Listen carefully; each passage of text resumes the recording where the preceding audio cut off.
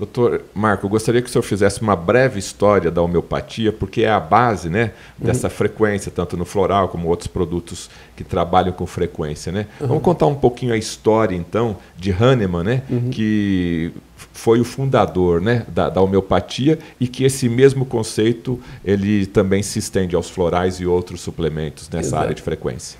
O Hahnemann teve um insight muito interessante, que ele percebeu o seguinte, né, se ele pegasse uma secreção de uma doença, por exemplo, tá? Que eles chamam de nosódio, ou algum tipo de remédio que criasse como efeito colateral os sintomas de uma doença em doses normais. Vamos imaginar o arsênico, só para você ter uma ideia. Então, o arsênico é um veneno. Quando a pessoa é envenenada por arsênico, ela passa a ter sintomas. Ela fica agitada, com o olho esbugalhado, ela fica inquieta e acaba indo a óbito, né? Vamos ver, passa por todos os sintomas e acaba indo a óbito. Se você tiver um paciente que tenha os mesmos sintomas do envenenamento por arsênico, está inquieta, está com o olho esbugalhado, está com o coração acelerado, né?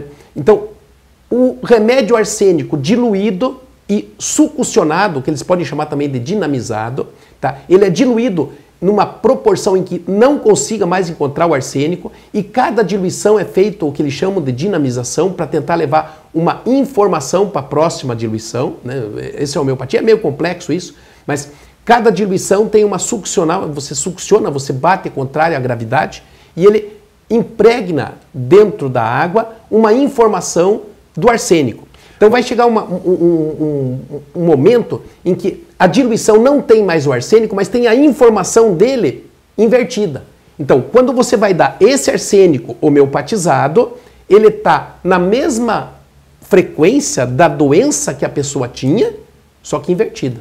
Tá? Vamos repetir esse raciocínio, que eu sei que talvez para o nosso público aqui pode ser um pouco confuso.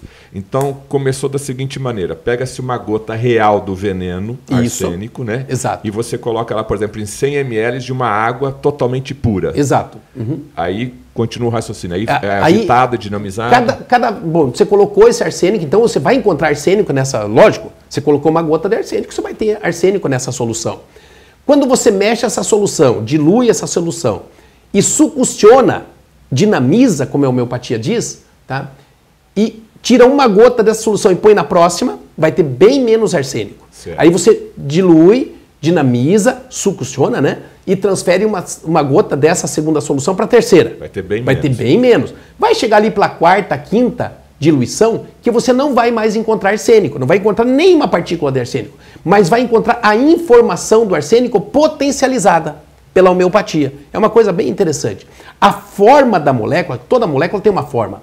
Cada vez que você succiona, que você dinamiza, você faz um molde da molécula e cria um contramolde. É como fazer um molde de dente. Você faz um molde e aí você faz um contramolde para fazer a coroa, fazer a prótese. Tá? Então, imagine assim, você faz um contramolde. Quanto mais você dilui e mais succiona, mais contramolde faz.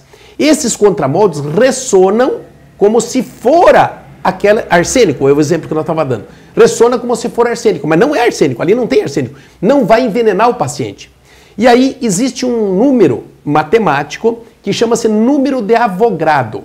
O número de Avogadro é o número que tem de uma solução num soluto capaz de ter matéria. O número de Avogadro, 1 vezes 10 a menos 23, é o número dele. Tá? Até essa diluição, você pode encontrar resquícios do diluente.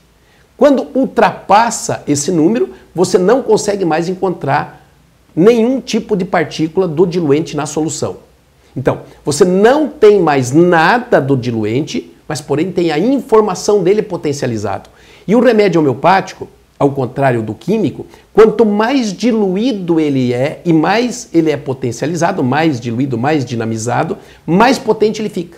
E o mais interessante, a homeopatia é tão poderosa que tem vários médicos que usam, até inclusive o Dr. Banerjee usa só homeopatia para curar câncer.